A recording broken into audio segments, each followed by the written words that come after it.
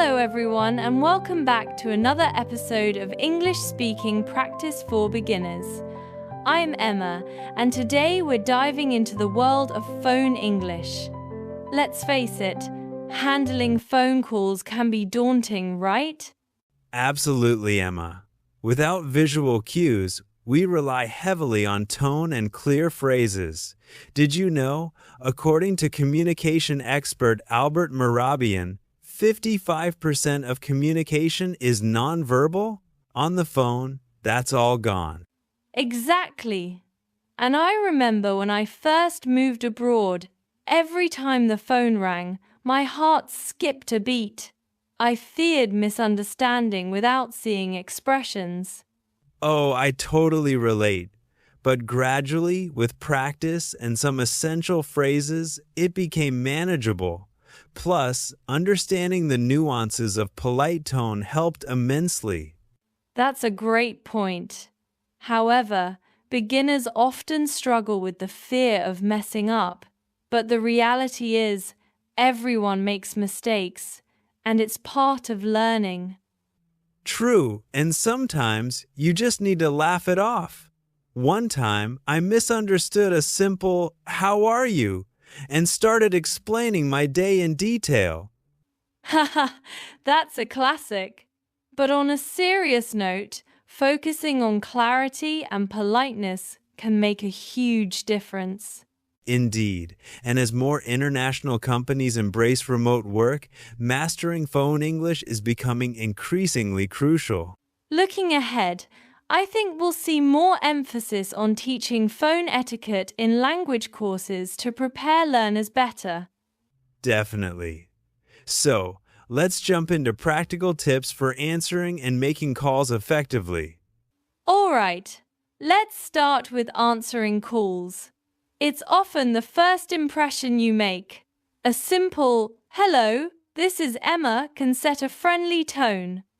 Right. And in a formal context, you might say, "Good morning, company name. How may I help you?" It's straightforward and professional.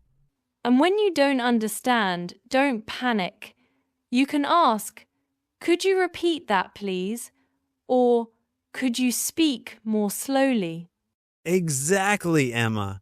I remember once during a call with my bank, I was lost in jargon. A simple, "Sorry, could you clarify?" saved the day. Absolutely. But what if someone argues that these phrases can sound robotic? How do we keep it natural? Great question.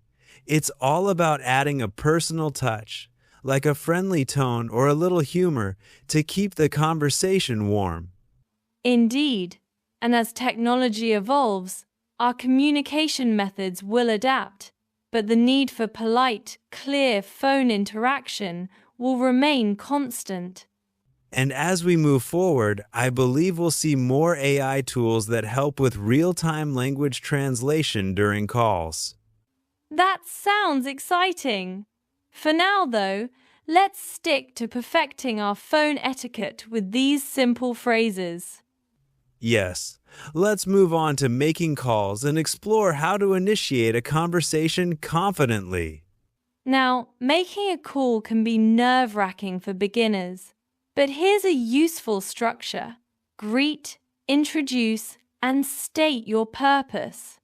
For example, you could say, "Hello, this is Emma. I'm calling to ask about my order." It's clear and to the point. And if you're nervous, preparing a mini script can be a lifesaver. Studies show learners feel 40% less anxious when they have key phrases ready. Oh, absolutely. In fact, I used to jot down notes before every important call just to keep myself focused and calm. But some might argue that this can make the conversation sound rehearsed. How do we keep it authentic? Well, it's about finding a balance. Use your notes as a guide, but let the conversation flow naturally. It's okay to deviate a bit. That's a great tip. And as we look to the future, I think more language learning apps will incorporate cool simulation features for practice. Yes, that would be wonderful. But until then, practicing with a friend or recording yourself can be equally effective. Exactly. All right, Emma, let's discuss how to handle unexpected problems during calls. Yes, let's dive into some common challenges and how to tackle them gracefully. Okay, let's talk about those moments when the line is bad or we just don't understand the other person. What should we say? Good question. You can try, "Sorry, I didn't catch that," or "Could you spell that, please?" It's polite and effective. And if the line isn't clear, simply say, "The line is not clear. Could you say that again?" It shows you're engaged and trying to understand. Exactly. I once had to call my internet provider and the agent was speaking way too fast. I just asked, "Could you please speak slowly?" My English is not perfect. They were happy to help. That's a great example. But what if someone argues that asking for repetition may seem bothersome? Well, it's important to remember that clarity is key. Most people appreciate when you make an effort to understand rather than risk miscommunication. True. And as calls become more global, cultural awareness in communication will become increasingly important.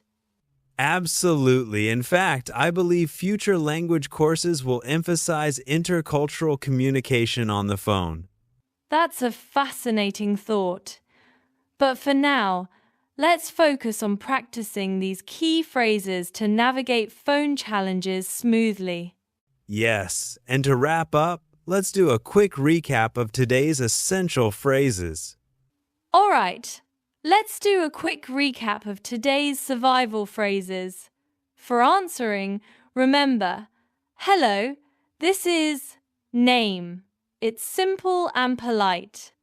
And when you need clarification, just ask, "Could you repeat that, please?" Or, "Could you speak more slowly?" It's always okay to ask for help. For making a call, use hello, this is name. I'm calling about.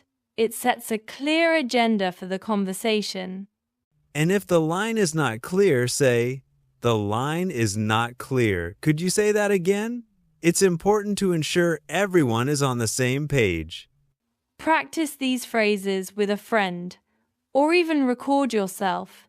It helps with pronunciation and confidence.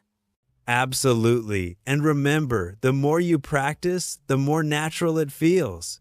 Soon, you'll handle calls like a pro. Yes, and don't forget, these skills are not just for work. They're useful in everyday life too, from scheduling appointments to catching up with friends. And as technology evolves, staying adaptable and open to learning new communication methods will be key. Exactly, Emma. We hope these tips help you navigate your next phone call with ease. All right, that's all for this episode. Thanks for listening, and we'll catch you next time. Bye-bye.